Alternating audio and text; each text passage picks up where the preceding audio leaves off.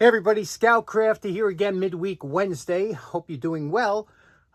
We got a couple things to talk about today, a few nicks and knacks that we got to get out of the way. Also, because I've been spending this month and the next month, I'm really trying to get organized, get a lot of things cleaned up and put away. You know what the problem is, as you know, as well as I do, boxes they can help you and hurt you. You put stuff in boxes, you put it away, but then you forget where they are, or, because you can't see through the boxes, they're cardboard.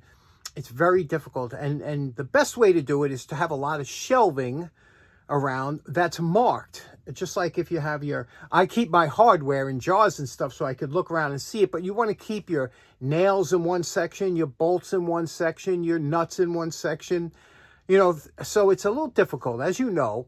That's why sometimes a small shop, people say, I wish I had a big shop. Sometimes you have a small, well-organized shop. That's the key. You don't need a lot of room, but you really have to you got to stay on top of it. And I kind of let it go. When you're doing a lot of projects, and anything that's horizontal, anything that's flat becomes a catch-all. I mean, that's the big thing, trying to keep the flat items free from debris. Free from debris. That's a good saying, right? So, like I said, we got a few things to get to today. One thing I always told you about this, about shop air filtration, because we grind, we sand, we do a lot of things down here, a lot of dust particles. You need something to clean the air. And I know some of you, it's a little bit difficult to get out there. I'm going to show you the simplest of all things to get your shop air cleaner. Let's get started right away. Okay, next up real quick. You hear me talk about this all the time. You're probably sick of me hearing me talk about, but I'm telling you, one of these fans, one of these box fans that you get for $20 at Walmart or whatever, pick up a box fan, get a 20 by 20. You'll see it here on top. It's upside down, but you can see 20 by 20 by 1. Filter. You don't even have to do anything. Just turn the fan on and it will stick to it. Turn it on. That's it. That's all you have to do. And I'm telling you, you could see how filthy this is. One's ready for the garbage. That all would have been in my lungs. I'm sure it's already in my lungs, but you see what I mean? You must have this in your shop if you're doing any kind of work, especially if it's an enclosed shop. This is the inexpensive way. There's better filters, but I'm trying to even go more inexpensive because I go through quite a bit of these filters, and I noticed they almost doubled in price. Even this is a cheap one.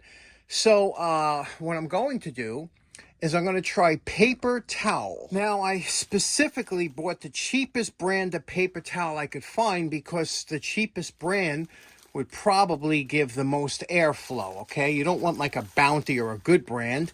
Get a cheap paper towel, and I'm going to put this, I'm going to turn the fan on, put it across it, and see what kind of draw I get.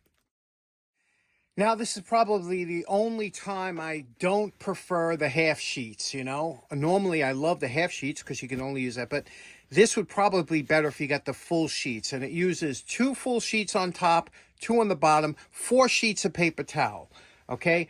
You just put it on, and then with the fan running, lay it over, and then I just put 4 small pieces of tape on the corners just to hold it on when it's off. Let me show you what I'm going to turn it on.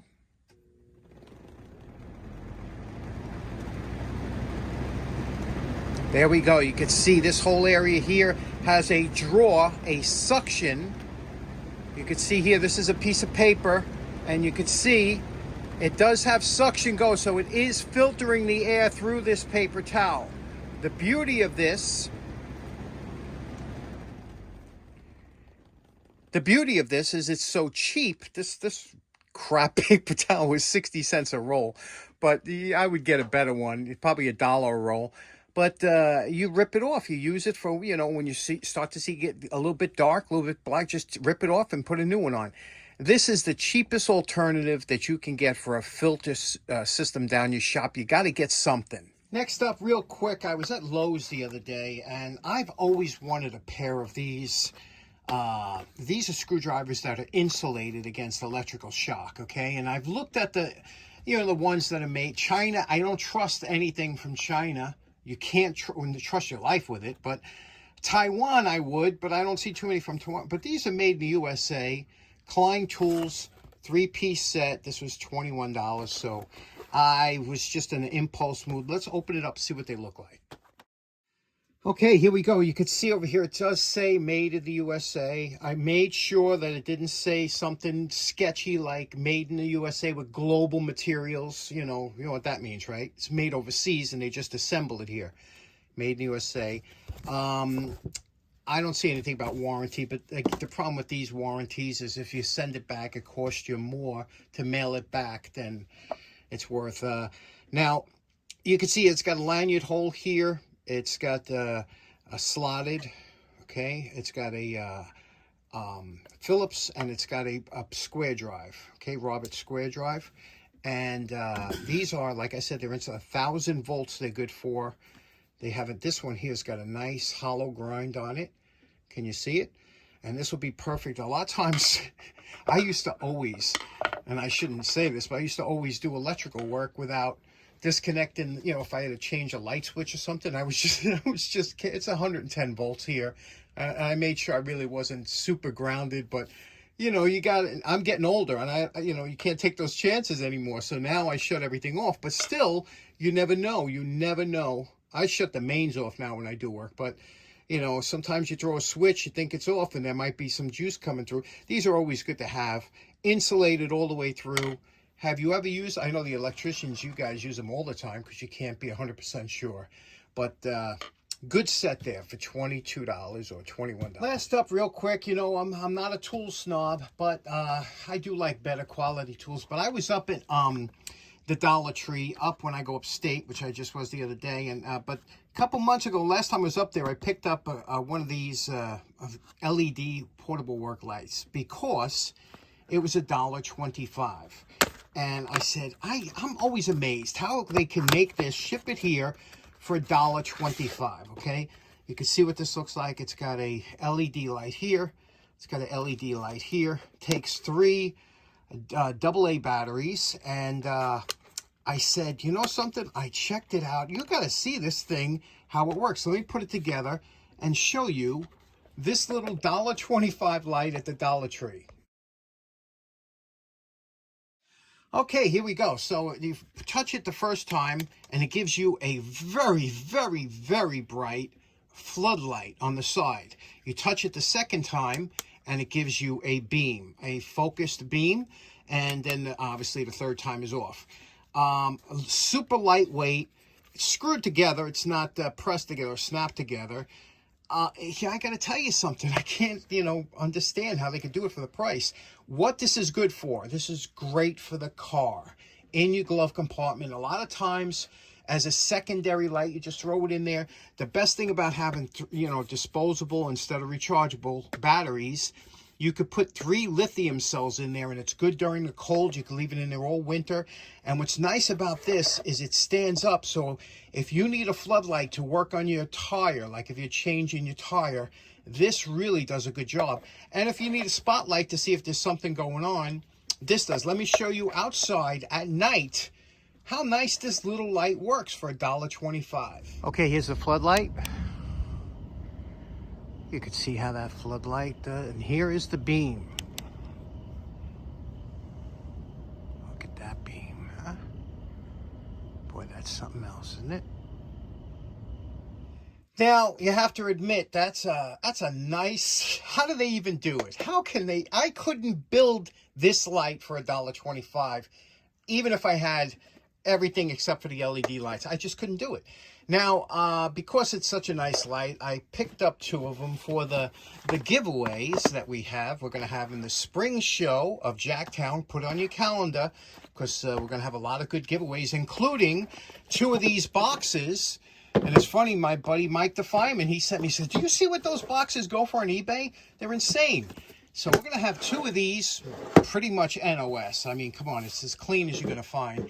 2 of these boxes and a whole bunch of prizes. Please put on your calendar. We're going to have a great time. Springtime Jacktown.